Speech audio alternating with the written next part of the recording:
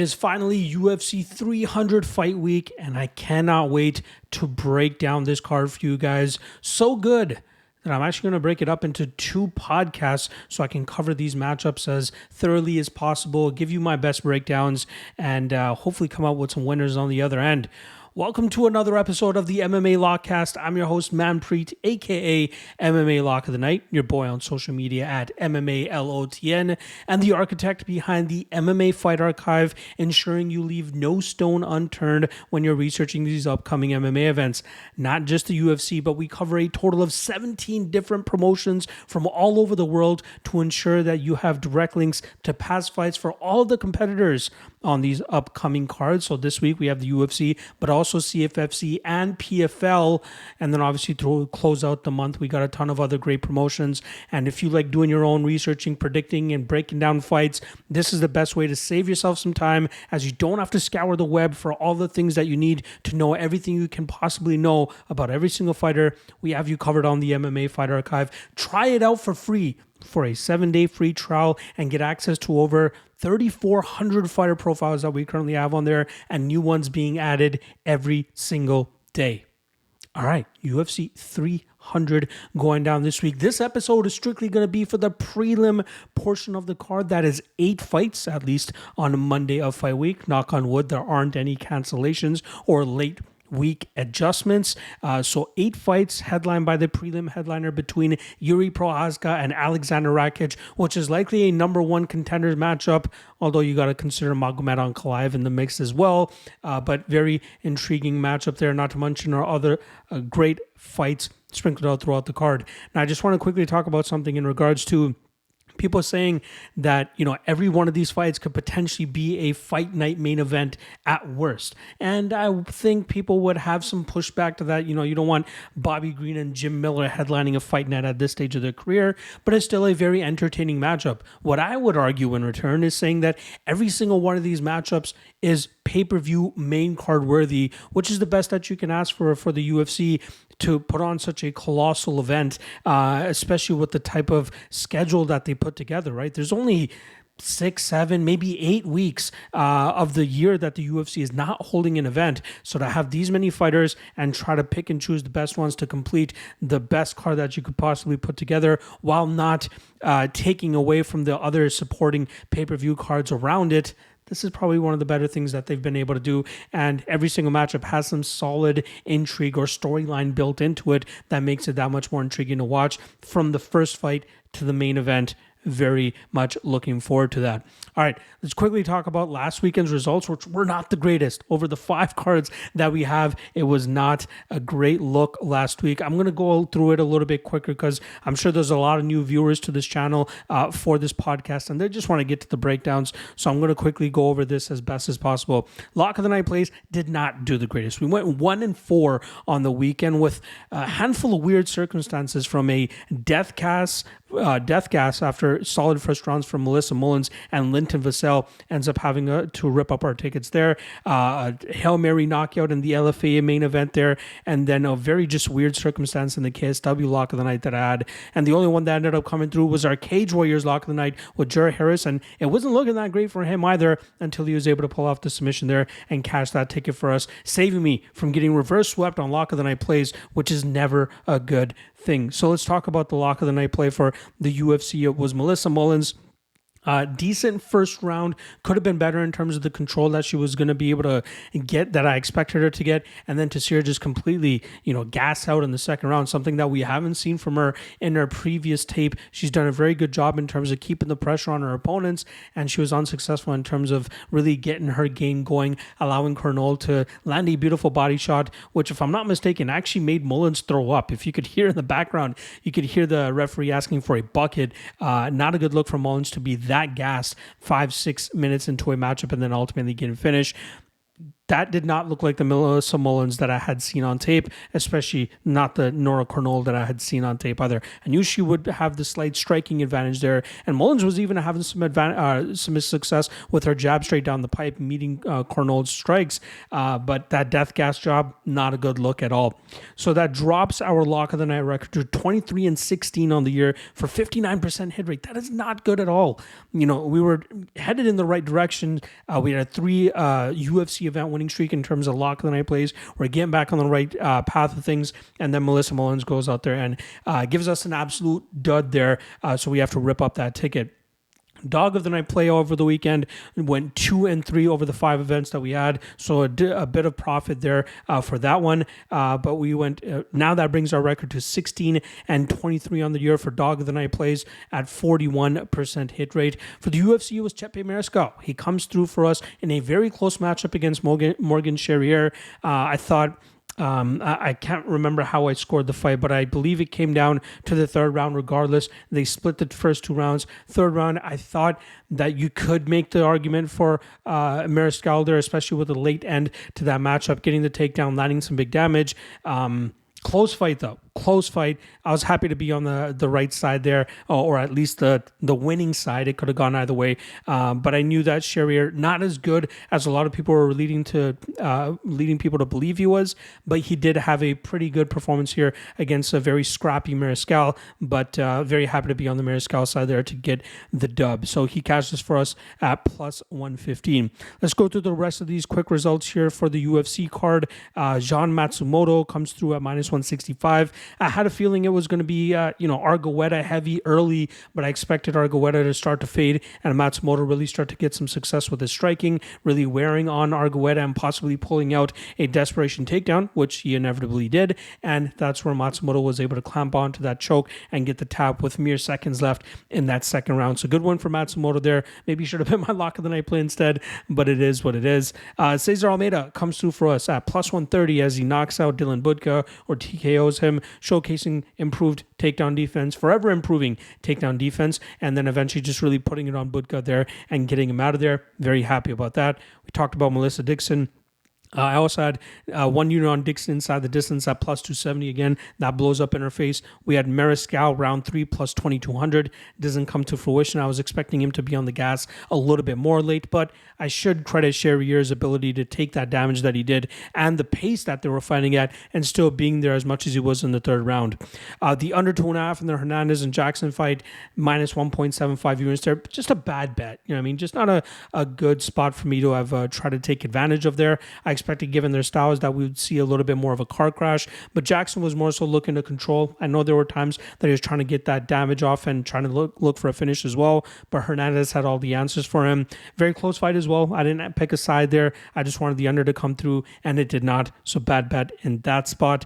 I had the Christos Giagos round 1 KO prop for 0.2 units at plus 1700, more so as a hedge. So we rip up that ticket. It was able to allow us to cash the hedge without too much sweat, with Ignacio Bahamondes going out there and really putting it on Giagos, finishing him late in that first round, and then Alex Morono, a little bit of a hiccup of a start against Court McGee. Then he really started to put it on in the second and third rounds to go out there and win that fight by decision, and that cashes our minus 133 parlay for 1.5 units. So all in all for the UFC event, minus 3 points. Oh, sorry, I missed one here as well with Chris Curtis. I totally blew by him here. Minus 1 unit on him at plus 170. Close fight.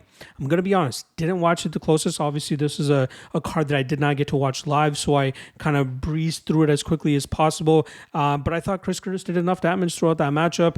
Plus 170 clearly was the side there in terms of how close that matchup ended up playing out. Split decision, you know what I mean? Close fight.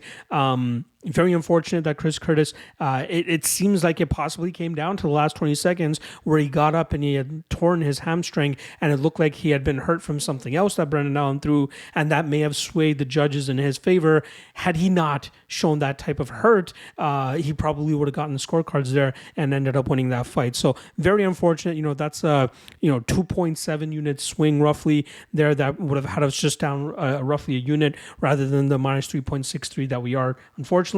But again, just bad calls throughout, right? The Alexander Hernandez, Damon Jackson one, I think that's the one that I regret the most. Everything going into the Melissa Mullins fight really had me thinking that she would go out there and starch Nora Cornell. That just, variance, if that's what you want to call it. Now, I don't want to call it a bad bet. I just want to say that it's something that you did not see on tape that Cornell was going to be able to do against Dixon, and that's ended up what's happening there. All right. So that's a wrap on the recap.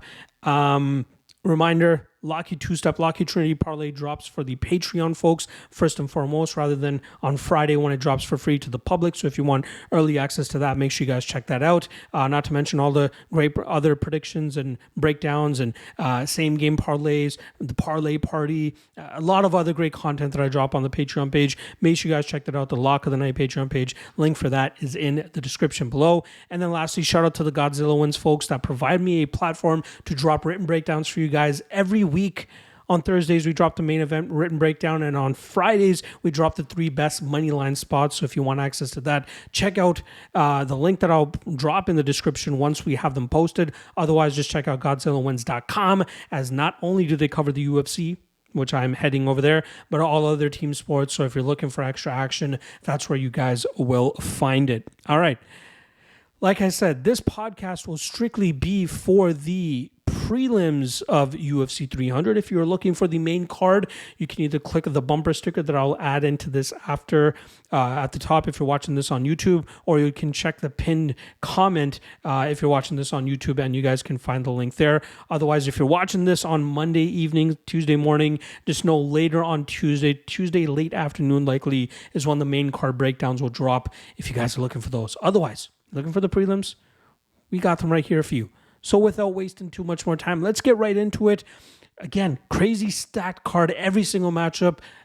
There's either big stipulations or, they're former title holders, guys that are looking to position themselves into title contention. I just love every single matchup here. So I'm going to spend a decent amount of time talking about each one. Not an unreasonable amount of time, but I want to make sure I go through every matchup as best as possible so I can give you my best prediction possible. So first fight of the night, bantamweight matchup. Crazy that this is kicking off the card.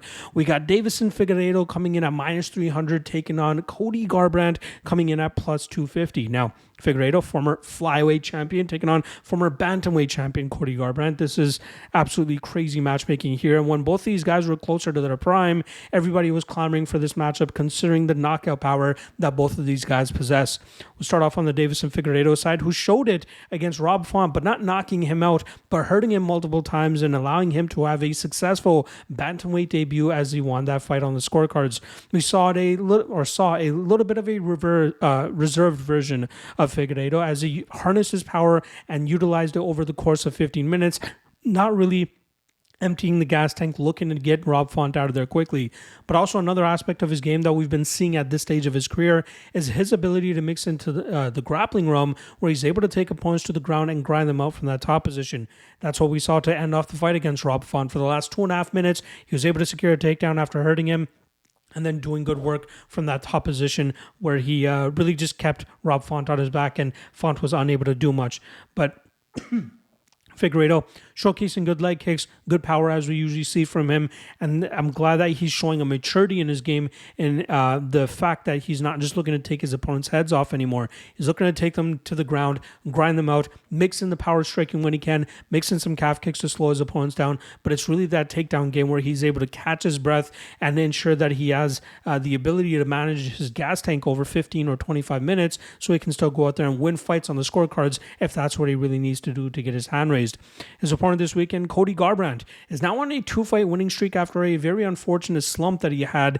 He did have that win over Rafael Assunção by knockout, but then he went on another 2-fight losing streak, both main event slots against Rob Font and Kattar France. But now, since returning, picked up that very pedestrian-like performance against Trevin Jones, where he won by decision. Only landed like 30 significant strikes that entire time, but utilized a lot of lateral movement to stay away from the big power of Trevin Jones. Tried mixing in some takedowns as well to try to get some safe time and stay away from the big power.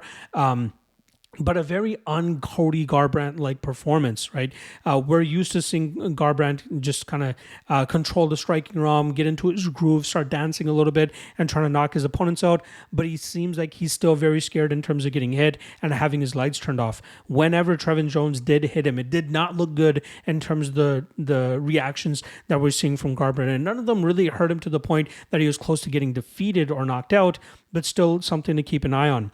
Then the Brian Kelleher fight last time around, we saw him kind of use the same approach. Kelleher lands some good calf kicks that seemed to really bother Cody Garbrandt, but we saw eventually, I think it was Kelleher getting a little bit over aggressive, and Cody showed his better technical striking and was able to land a big shot to eventually hurt him and put him away. So good knockout win for Cody Garbrandt, but is that still instilling enough confidence in him to go out there against a guy like Deiveson Figueiredo, who we know can still crack even at 36 years old?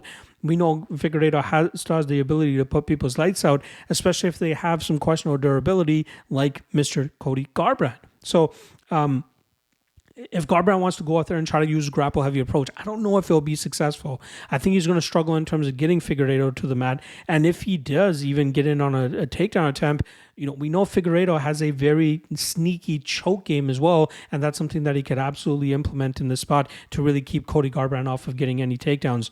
Then it comes down to the lateral movement that we've been seeing from Garbrandt. Is he going to be able to effectively initiate that here against Figueiredo? Because even in the Trevin Jones fight, when he did that, he still needed to close a distance to land some shots to still make it look good enough for the judges for him to get his hand raised there.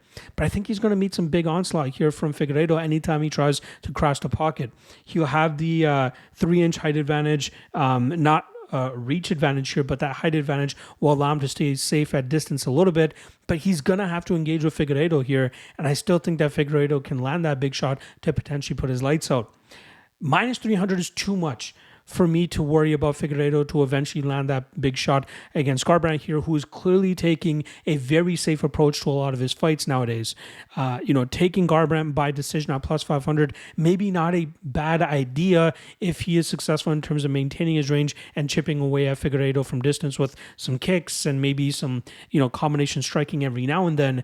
But I just feel like we'll see Figueiredo land that big shot eventually. Hopefully he utilizes the approach that he did in the third Brandon Moreno fight, where he really chewed up the lead leg of Moreno. If he can do the same thing here against Garbrandt, he'll eventually open up that knockout ability or knockout opportunity, and I think he'll be able to come through with it here. I would much rather take Figueiredo inside the distance or by knockout rather than that minus 300 line, because there's just too much at play with this version of Cody Garbrandt that we're seeing, but I still don't think he's going to be able to take a clean shot from Dos de Guerra, Deiveson Figueiredo. So give me Figueiredo and Figueiredo by knockout, but just be very careful in terms of laying the chalk on him or going all in on him in this matchup.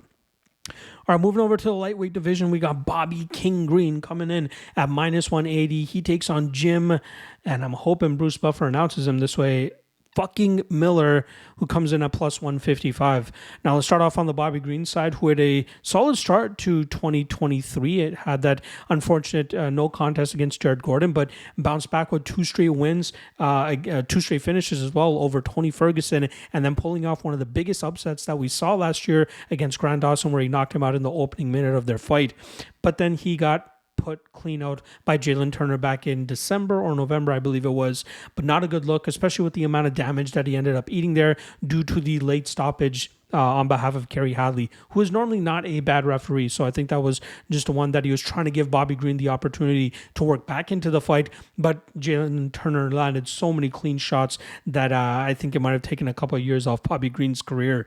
But Green, at his best, we know what he does. Combination striker, likes to utilize a lot of volume, was seen as a decision machine for a long time. But his last several fights have gone inside the distance, getting knocked out by Drew Dober and then finishing the 2 guys. He was close to finishing Jared Gordon had it not been for that headbutt. And then the Tony Ferguson and Grant Dawson wins. He's starting to sit down on some of these punches, it seems like, and really starting to get some of these guys out of there. But his hands down striking defense is starting to come back and bite him in the ass, right? Like the Drew Dober fight, like the Jalen Turner fight. That's something that he's going to have to, you can't change 37-year-old Bobby Green at this point in time and tell him to keep his hands up. This is the way he's going to continue to fight, but he has to know that with age comes a deteriorating durability style. Absolutely fudged that phrase there, but I did my best to work through it. And, maybe his durability is starting to become an issue, and it's something that Jim Miller might be able to take advantage of. Speaking of Jim Miller, 40 years old, coming into his 44th professional, or not even professional, yes, professional, but 44th UFC fight since making his debut with the promotion back in October of 2008. This is the only fighter to compete on UFC 100, 200, and knock on wood, nothing happens, but he's able to make the walk this weekend at UFC 300. He holds a record for most UFC wins, holds a record for most UFC appearances, and continues to go out there and just absolutely starch dudes, it seems like. He's second in the UFC rankings in terms of submission victories at 12. He's 4 behind Mr. Charles Oliveira, who fights later on this card as well. Absolutely insane that he's still able to go out there and, defeat veterans and prospects alike at this stage of his career. He's 6-1 over his last 5 fights. That's the best streak he's had since 2011. Yeah, 2011, where I think his best was like a 7 or 8 fight winning streak, and then he eventually ran into somebody that ended up or defeating him. But he's looking good, right? He's putting big power on his opponents. He's breaking them. He's eventually finishing them. I believe all 5 of those wins in this 6-fight stretch have been by finish. The last 2, Jesse Butler, he was able to knock out quickly, and then Gabriel Benitez, he broke down over 2.5 rounds and then eventually finished him in that 3rd round.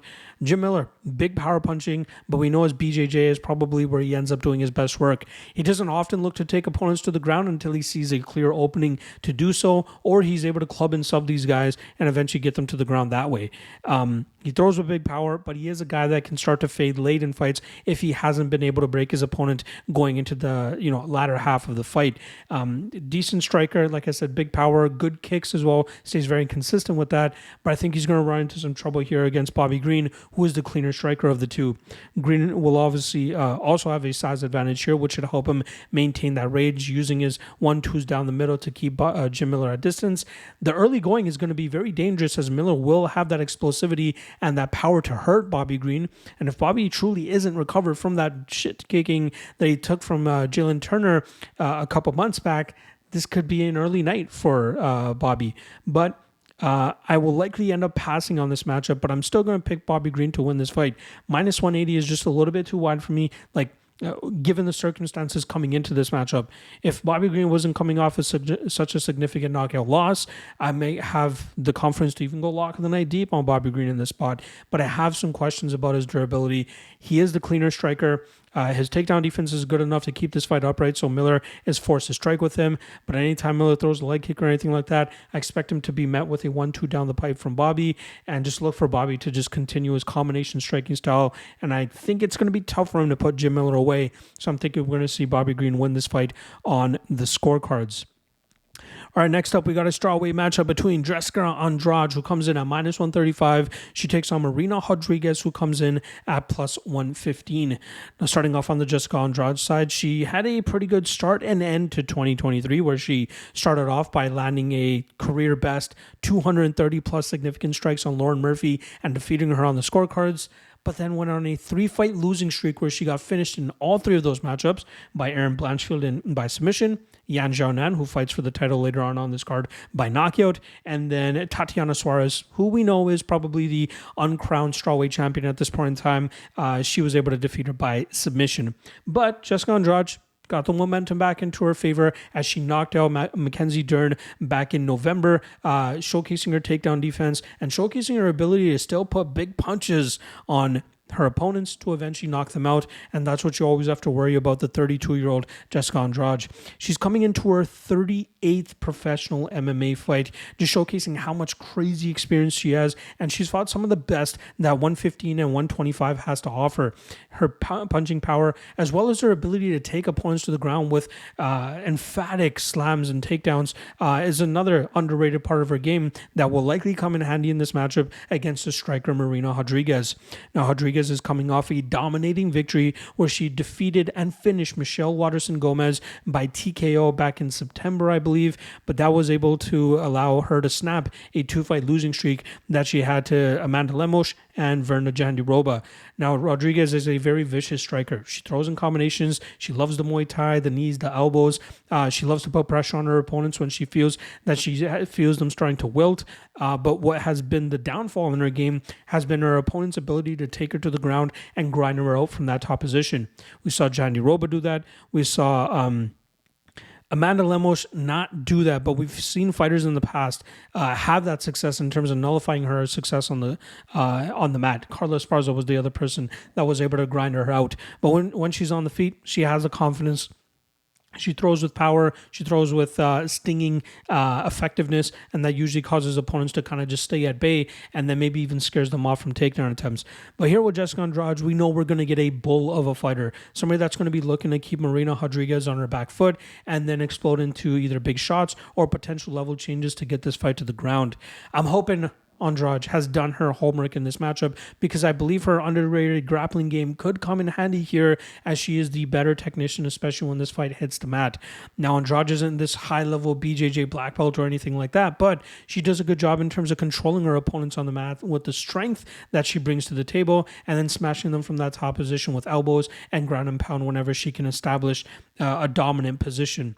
But she could potentially pull off a submission here as well, right? I'm not saying that it's a lock by any means, but we have to think of the opportunities that she could have if she does look to get this into a grappling realm, into a grappling type of fight where I believe she could have some huge success here. But even on the feet, she's not going to get deterred by whatever Rodriguez is throwing her way. The concern and why I probably will end up passing on this matchup in terms of an official bet is if Rodriguez is able to keep her at bay with her front kicks up the middle, with her 1-2s down the pipe, and utilizing a lot of lateral movement. I'm just not sold on that to take an underdog shot on Rodriguez. So I'm going to go with Andrade here. Look for her aggressive style to allow her to land big punches on Rodriguez, keep her on the back foot, but hopefully she goes the grapple heavy route, takes this match up to the ground, and really looks to grind on Rodriguez from that top spot and maybe even take advantage of a submission opportunity if it presents itself. But give me Andrade, and the official prediction will be Andrade by decision.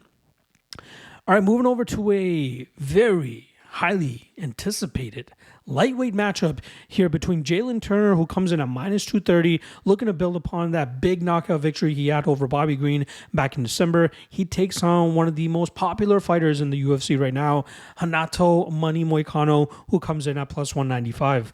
Now, we'll start off on the Jalen Turner side, who had a 2-fight losing streak snapped last time around as he was able to pick up that big win over Bobby Green, a matchup that he took on short notice, made the weight, and went out there and looked pretty damn good. We know what Turner looks like when he is at his best, and that Bobby Green fight is a perfect example of that. He's able to put opponents on their back foot, land that 1-2 down the pipe, and throw it with stinging and deceiving power, which is what Bobby Green was not expecting, and that allowed to Jalen Turner to get that fight to the ground and utilize that nasty ground and pound where he was able to, like I said earlier, take years off Bobby Green's fighting career with every shot that he was able to land there. His loss to Dan Hooker, it was a split decision loss, but I'm not sure how you can give those last 2 rounds to him at all. I thought Hooker did a good enough job in terms of hurting Jalen Turner on a couple of occasions, but also doing big work from that top position when he was able to get him to the ground. And that's where Jalen Turner's issues start to come. When opponents are able to get him to the ground, he does throw up submissions. He's trying to stay active off of his back, but if you have a good enough grappling game, you are able to keep him on his back, and that's what makes him a liability, especially when you try to back him as a big favorite in this type of matchup. He's talented. He's still only 28. He has a ton of potential to maybe even make it to a title shot one day, but until we see legitimate improvements from his defensive grappling game or his ability to work back to his feet, it's going to be tough to have uber confidence in him in big spots. And that's where I feel like he might run into some issues here against Renato Moicano. Now, Moicano 2-fight winning streak, was successful in his return after roughly a year off from action last time around. He came in against Drew Dober, won the first and third round, came back from a shit kicking that he took in the second round against Dober, but then managed to take advantage of a very unfortunate sacrifice throw that Drew Dober tried to implement. We saw Moicano reverse that, end up in top position, and then grind out the rest of that fight to get his hand raised on the scorecards. But Moicano was coming back, I believe, from an ACL injury, had taken off a lot of time, but it was great to see him come back and pull off that type of gutsy performance and still end up getting his hand raised. His striking, not that bad, but obviously probably where he is at his weakest. That's where guys in the past like Chan Sung Jung and Jose Aldo have been able to knock him out. But at 155 pounds, I think that we see his cardio and his durability step up a notch. He doesn't have to worry about having a little bit of a fragility issue, which opponents have been able to take advantage of in the past. The Rafael Dos Anjos loss, a lot of people might scoff at that at this stage of his career, but you have to remember Moicano was coming in on days' notice and still going a full 5 rounds as that fight was originally scheduled when Dos Anjos was able to face off, or was supposed to face off, against Rafael Fiziev. But Moicano, a master when he's able to get fights to the ground, and even more dangerous when opponents give up their back, because he is often able to snatch up that rear naked choke and get them out of there. Now in this matchup against Jalen Turner, it's going to be very tough for him early. Turner will clearly have the speed, power, and striking advantage, but I think that Moicano is tricky enough in the striking realm that he's going to be able to get a hold of Turner and get a body lock takedown of some sort and get this fight to the ground where he's going to have a tremendous advantage. And from there, I think he will be able to eventually find that transition to get to the back of Turner and eventually find a submission within the first 2 rounds of this matchup. This matchup is going to be chaos. You're going to see Turner looking for the knockout on the feet, and you're going to be seeing Moicano trying to eventually work to a position that he can find a finish on the mat when he's able to get it there. And I feel confident enough at plus 195 that he should be live enough to pull off the upset here. Again, it's not going to look pretty early. He might have to eat some shots. He might have to show off that he has a bit of a beard here, but I expect him to eventually get this fight to the ground. And Turner has been known to start to slow down later on in matchups, just as we saw in the Garbrandt fight and just as we saw in the Hooker fight. And Moicano is a guy that's going to be able to battle through adversity, as we saw in the Drew Dober fight, and potentially even be able to still get a finish later on in this fight. So give me Moicano by sub. Plus money, plus 450 on the sub prop. Insane number there. Definitely got to take a shot there, but especially with Moicano at plus 195, worth a shot in that aspect as well. So give me Moicano and Moicano by submission. All right, featherweight matchup next between Sodiq Yusuff coming in at plus 115, going up against most people's favorite featherweight right now, Diego Lopes, who comes in at minus 135. Now, let's start off on the Sodiq Yusuff side, who was coming back from a extended layoff when he finally got that main event opportunity against Edson Barbosa late last year. And after having a tremendous first round where he was able to get 10-8s on all 3 scorecards by hurting Barbosa and nearly finishing him on numerous occasions that round, it unfortunately meant that he emptied his gas tank looking for the finish and allowed Barbosa to fight back into that matchup and eventually win that fight on the scorecards. That was a great learning lesson for Yusuff, who's been clamoring for a main event slot and looking to get that recognition throughout his career. But this will definitely be helpful for him, especially at only 30 years old. I think we'll definitely see him take some big lessons from that matchup and try to apply it moving forward. Now, normally Sodiq Yusuff is a medium, average-paced kickboxer that likes to just bide his time and wait for his opponents to show him openings that he can take advantage of by moving forward, stalking them, and landing big strikes. He's powerful, he's fast, he's strong. Like I said, he has a ton of knockout power as well, which has caused a lot of opponents to pretty much stay muzzled in front of him. Normally, his takedown defense is not that bad. His ability to work back to his feet is also pretty good as well. But I think his patient striking approach is the best part of his game. He's very good in terms of jumping on opponents that show any type of opening. He's a good counter striker. I just wish we would see a little bit more volume from him and the confidence to be able to throw that volume and not completely empty his gas tank, right? We saw him empty the gas tank against Barbosa and it worked against him. The Arnold Allen fight, the other loss in his UFC career, that was a fight where, he was a little bit too low volume and Allen was able to have the more successful moments in that matchup, which allowed him to eventually get that win on the scorecards. That was a fight where we saw Yusuff really turn it on in the third round, but it was too little too late by that point in time, and he ended up behind on the scorecards. He's still capable of improvements. He still has a ton of potential, and I look forward to seeing a much improved version of him this weekend as he takes on everybody's new favorite lightweight, Diego Lopes, who's currently 2-1 over his last 3 fights, which all have come inside the UFC Octagon. Now, if you guys remember, I believe it was 2021 that he was on the Contender Series, and he ended up coming up short against Joanderson Brito, who was able to keep him on his back and absolutely break the man, and it ended up going to a technical decision. I forgot what it was, but something that didn't allow Diego Lopes to continue. Still allowed Joanderson Brito to get his hand raised. Lopes followed that up with another loss on the regional scene by split decision. And then he pulled off 2 straight victories on the regional scene, which eventually got him that short notice opportunity against Movsar Evloev to make his short notice UFC debut. But those 2 wins on the regional scene were against guys that had a combined record of 20-18. They're schmucks, with all due respect. Kenneth Glenn, I know he's a decent fighter, but still, like, we know that he's not been able to perform in some of the bigger moments that he's been presented, and that was one of them as well. Now, against Gavin Tucker, good win for Diego Lopes. He's able to get the fight to the ground and eventually pull off a submission, showcasing that his jiu-jitsu is superior to Gavin Tucker. I'll give him that. The Pat Sabatini fight showcased good enough takedown defense and then put that big power on Sabatini, who's quite lost in the striking realm. Let's be honest. Sabatini is a guy that succeeds when he's able to get opponents to the ground and grind them out from that top position. And he was unable to do that against Diego Lopes. So Lopes has some decent power in his hands, but we know he's most dangerous when he's able to get fights to the ground. Is that enough for him to go out there and be a favorite over a guy like Sodiq Yusuff, who may not have as many fights as Diego Lopes, but has higher level of experience? I don't think so. I think that we'll see Yusuff be able to control his matchup with his power striking and keeping Lopes intimidated in terms of closing that distance. Lopes might be a little bit aggressive first, looking for takedowns, but I think that we'll see good enough takedown defense from Yusuff, firstly. But secondly, we'll see him counter the aggressiveness well, and I think that could potentially even open up a knockout opportunity for Yusuff. I think Lopes is in a stage of his career where it's similar to when Andre Muniz made his run in the UFC. A lot of people were overhyping this guy, and then we saw him run into Brendan Allen and come up short in that matchup. Not as good as, the impressive finishes we're making him look out to be. And I think that's where Diego Lopes currently is as well. I don't want to completely discredit Lopes. I think he is top 15 worthy, but I don't know if this is a guy that's going to be able to really get a run going that he gets into title contention. He's popular, he's fun, he's entertaining, he's dangerous, but we got to remember what Sodiq Yusuff brings to the table as well. So I'm going to go Yusuff and Yusuff by knockout. All right, bantamweight matchup here. A very anticipated fight here between former bantamweight champion Holly Holm, who comes in at plus 335. She's going up against UFC debutante and a fighter that people have been clamoring to come to the UFC for a very long time, Kayla Harrison, who comes in at minus 435. Now, let's start off on the Holly Holm side of things, who was originally coming off of a submission loss to Mayra Bueno Silva back in July, but unfortunately a positive test for Bueno Silva caused that fight to be overturned to a no contest.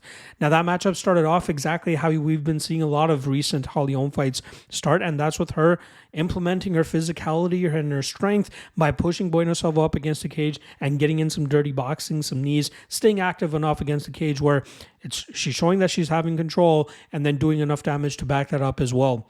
But she had this unfortunate moment where she gave up the neck, Bueno Silva jumped on it, and she was able to get the tap that night. But Holly Holm, originally starting off as a kickboxer when she came into the MMA world, has largely transitioned to being a bully in the clinch and a bully in the wrestling side of things, as her physicality and strength has translated perfectly for her to be able to control opponents in very uncomfortable positions. What we started to do to Raquel Pennington, Irene Aldana, Yana Santos, and even in parts against Ketlin Vieira, it's boring, it's not entertaining, but it's allowed her to go out there and get victories just off of control time alone. She's going up against Kayla Harrison, who's going to be very tough to bully. Kayla Harrison is normally a 145er. She's going to be cutting down to 135 pounds for the first time, so we have to see what she looks like on the scales first and foremost. But when these two lock up, same size, you know what I mean? Same height. Holm has a 3-inch reach advantage, But it's going to be interesting to see how they match up when they get very physical with each other in the clinch, which is going to absolutely happen here. Now, Kayla Harrison, we know her striking still needs a little bit of improvement. That was ultimately the reason she ended up losing against Larissa Pacheco, who was able to really thwart some of the grappling attempts that Harrison has been uber successful with throughout her career. But then we saw Pacheco really take her into deep waters and start to pull away with that matchup by landing more damage throughout that fight. But Harrison has largely been successful in her matchup, putting together a 16-1 record by implementing her judo. She throws opponents to the ground, opens up submission opportunities, or is able to grind them out. More often than not, finding finishes, though. She's very good in terms of posturing up and landing big ground and pound when she's able to get a dominant position, and she's very good in terms of snatching up arm bars and rear naked chokes and getting submissions as well. The question now becomes, what does she look like at 135 pounds? All of her successes come at 145. She's talked about how it's difficult for her to make 135 pounds. We'll see if she can actually do it this weekend. So keep your eyes on the weigh-ins for this matchup specifically. Now, in terms of how these two actually match up, now Holly Holm will have the clear striking advantage, but I don't think that it's dangerous enough at this time of her career, she's 42 years old, that it's going to cause Kayla Harrison too much issues from distance, right? Harrison is 9 years younger than her. Harrison will likely be the stronger of the two when they lock up, especially with her ability to implement her judo. Holm might be able to stuff a couple of the takedowns and throws initially, but as this fight starts to wear on, I think that we'll see Harrison get more and more successful with getting this matchup to the ground. But minus 435 is too much for me to justify parlaying Harrison in the spot against somebody who has as much high-level experience and strength as Holly Holm too. Minus 435 to me would be somebody that has advantages in every single aspect of MMA. And Harrison does not have that here against Holm. She has a significant advantage in the grappling realm, but is she going to be able to hold Holly Holm down? This is the best grappler that Holly Holm has fought since, I pulled it up here, since Amanda Nunes. And Amanda Nunes didn't even use her grappling. She knew that she was eventually going to be able to knock Holly Holm out, and that's exactly what she did. Valentina Shevchenko, Misha Tate, those are other solid grapplers who are actually able to defeat Holly Holm by combining for 5 total takedowns. Now, those fights were years and years and years ago. Holm has clearly improved in the grappling realm, but how much? That's what we're going to find out this week and when she takes on Kayla Harrison. So what I'm actually going to be leaning here is Harrison as the prediction, but I'm going to see if I can, I might take a little bit of a nibble on Harrison by submission.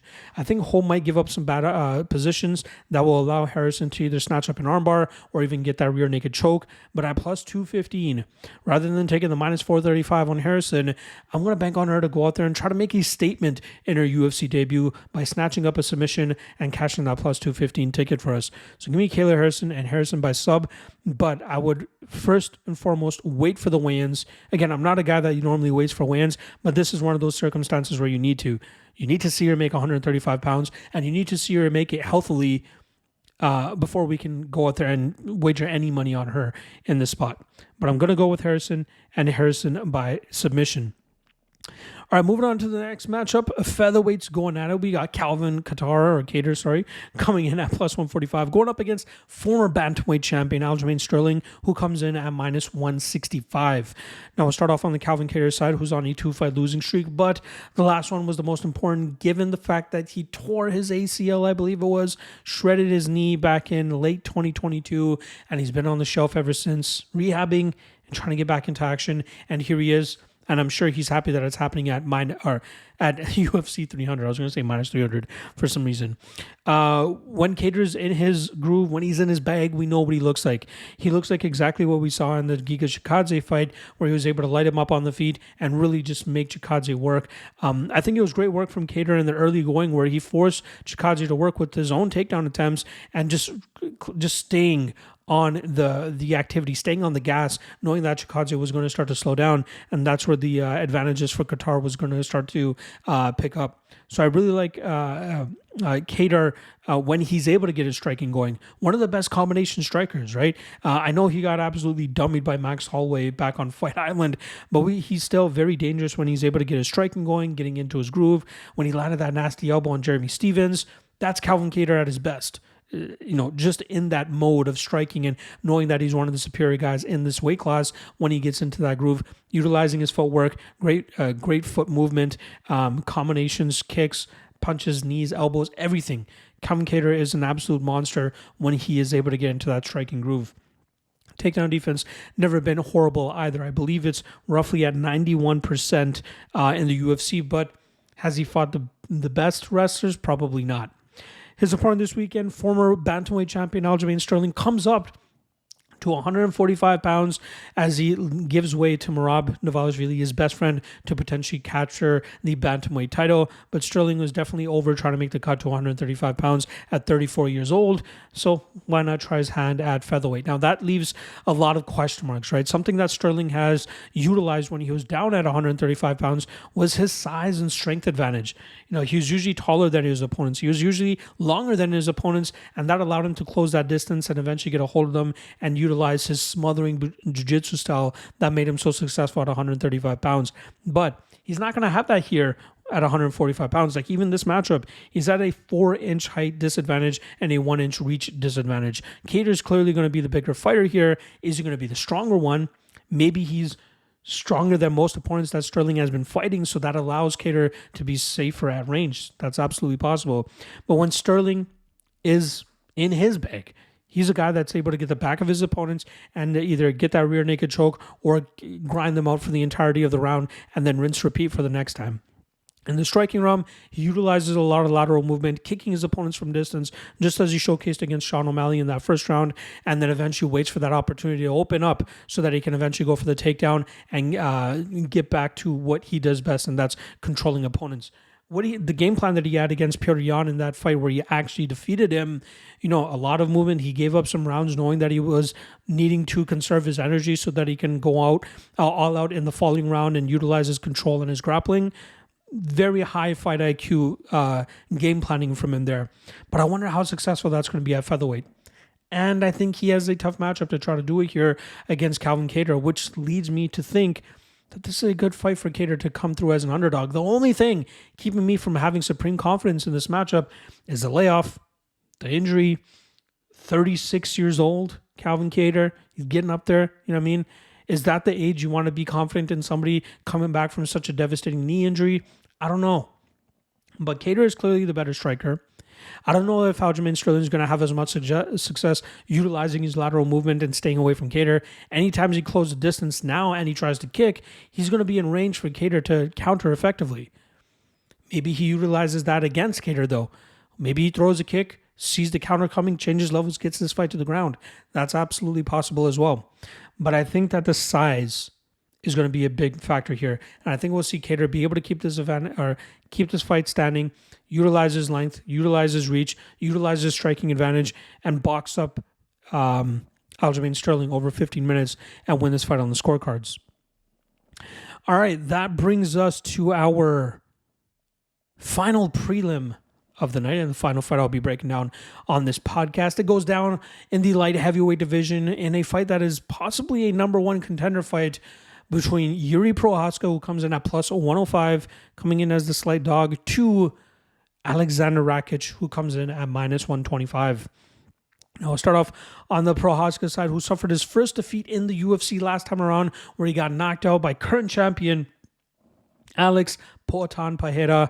This happened back in November in a fight where Prochazka had a very solid start to the fight, landing a takedown, grinding up Pereira in that first round. But in the second round, his reckless striking style came back to bite him in the ass as the more technically savvy fighter and technically better striker. Pereira was able to counter him effectively, land that big shot that put Prochazka down, followed him up with some big shots, and then he eventually got that finish. Prochazka is a madman. This guy is very chaotic inside the cage, has a ton of power, able to generate power from weird angles and knock out opponents clean. That spinning back elbow knockout that he had against Dominic Reyes is still one of the most brutal finishes I think we've ever seen in the UFC. He's fast, he's powerful, he's springy, he's tough to deal with when he does start to really get off on his big strikes, and especially when he's able to knock his opponents out. But the big qualm in his game has usually been his grappling game. That's how Glover Teixeira was up 3, I believe it was 3-1 going into that last round. All he had to do was survive the final frame against Prochazka, and he would have retained his title. But Prochazka showing off his will, his heart, staying in that matchup even after getting beat up as much as he did and getting behind on the scorecards and pulling off a submission over the BJJ black belt over Glover Teixeira, which I believe that submission came more so from exhaustion than actual technique. But Prochazka showcased that he never gave up on himself that night, and that's how he ended up winning the title. And again, for a reminder, he did vacate the title after that fight as he suffered a very serious shoulder injury, took off a bunch of time, came back against Poatan, and ended up losing that matchup. But it's the takedown defense and the lack of get-ups from Prochazka at time that has come back to bite him in the ass. And we knew that was going to be tougher for him to get away with against tougher and tougher competition. Now, as reported this weekend, Alexander Rakic has been a hot prospect for a long time now, but he has just been unable to stay active enough to really get himself into a title shot, title fight, or potentially even become a champion. He had a solid winning streak even after the Jimmy Manuwa fight, but then got halted to I think it was a split decision loss that he had to Volkan Oezdemir. Bounced back with 2 big wins over former title challengers Anthony Smith and Thiago Santos, and then it looked like the momentum was starting to shift his way against Jan Blachowicz back at the end, mid 2022. Lost the first round, second round, completely grinded out Blachowicz from the top position, and then in the third round, injured his knee, which we could give some credit to Blachowicz with how much he was targeting the legs of Rakic, and that possibly led to the injury. But then he injured himself, and he had to sit on the shelf for a long time. But Rakic is a guy that can get it done in many different aspects of MMA. We've seen him outstrike opponents. We've seen him knock opponents out. We've seen him smother opponents and grind them out as well. He's very successful in all aspects of MMA. It's just being able to go out there and stick to a solid game plan and carry that out over 15 minutes and staying active enough in terms of actually getting inside the cage. And hopefully he's able to do so, right? He's 32 years old now, which is, not saying he's an old timer, especially at light heavyweight. This is when guys really start to get into their prime, but he has to stay active if he wants to maintain his position at the top of the division. Now, in this matchup specifically against Prochazka, Rakic might be the better technical striker. Rakic might have a little bit more power. But the chaoticness that Prochazka brings to the table makes things so unpredictable for Rakic. Like, is he going to be able to wade through that chaotic nature of Prochazka, the power that Prochazka potentially lands on him as well? And then what will the ring rust potentially do to Rakic after being off for as long as he has? What if the knee is not fully ready to go and able to take some of these big kicks that Prochazka might land? I believe that Rakic has taken the necessary precautions and preparations to ensure that his knee is fully healed and ready for this date. If you guys remember, he was originally scheduled to fight Jan Blachowicz back in January. Blachowicz pulled out. So he's been training for a while. He's been ready to go for a while. In this matchup specifically, I think he needs to go to what he did against Blachowicz in the second round, what he did against Anthony Smith over the course of 15 minutes, get this fight to the ground, and grind out Prochazka from that top spot. Don't give him an opportunity to land any of his crazy shots, any of his big power, and just grind him out. It may not be pretty, it may not be the most entertaining, but I think that we'll see him do that here successfully against Yuri Prochazka. The layoff, the injury is a little bit of a question mark for me here, but even at minus 125, I think he's worth a shot, knowing that he has more paths to victory, more reliable paths to victory as well, and I think he should be able to successfully do that here against Yuri Prochazka. Give me Alexander Rakic by decision. There you guys go. 8 fights broken down for the UFC 300 prelims. Reminder, if you're looking for the main card, I'll be dropping that on Tuesday afternoon. I will have a link in the top comment, the pinned comment on the YouTube section of this video if you guys are wanting to see that, and it is past Tuesday afternoon. And yeah, make sure you guys check that out. I'm so excited for this matchup. All the matchups, all the fights on these cards. Make sure you guys check it all out. PFL breakdowns will drop on Wednesday, so keep your eyes peeled for that. PFL 2 going down, I believe, in Las Vegas as well the day before UFC 300, so a good appetizer for us there. But I will be breaking down that for you guys, breaking down that entire card for you guys on Wednesday, so keep your eyes peeled for that. All right, I will see you guys tomorrow for the main card of UFC 300. Peace.